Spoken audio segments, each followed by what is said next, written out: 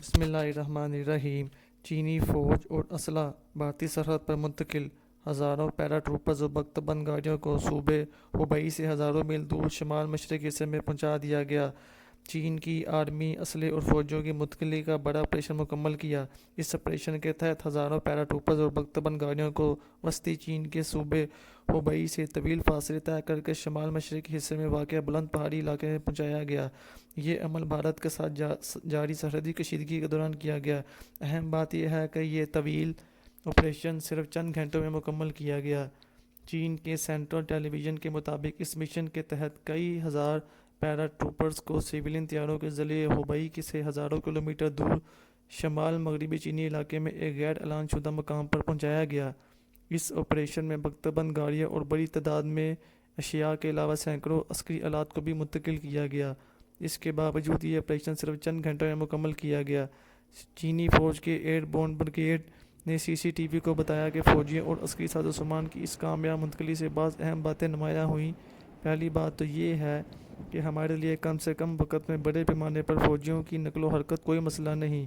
دوسری بات یہ ہے کہ اس آپریشن میں ہم نے جو سویلین طیارے استعمال کیے، ان کی بدولت ہمارے ذرائع آمد و رفت میں کافی وسعت ہوگی اور ہم خاصی بڑی تعداد میں فوجیوں اور عسکری سازوسامان کی ایک مقام سے دوسرے تک نہایت کامیابی کے ساتھ منتقلی کی صلاحیت حاصل کر چکے ہیں۔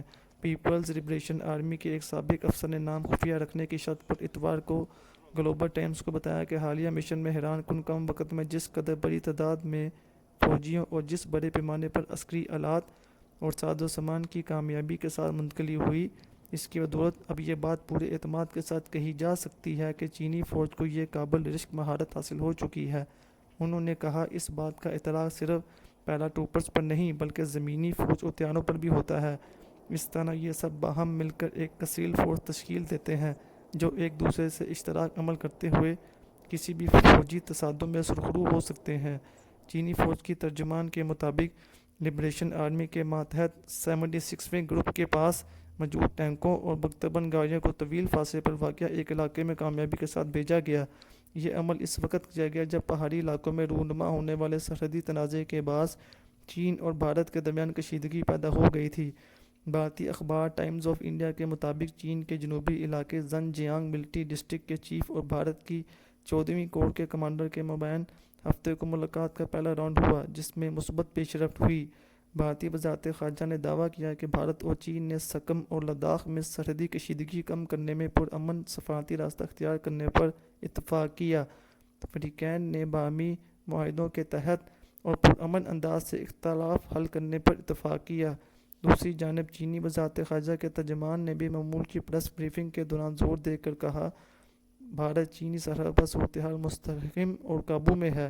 انہوں نے مزید کہا کہ دونوں ممالک کے مابین سفارتی اور فوجی رابطوں میں کوئی رکاوٹ نہیں۔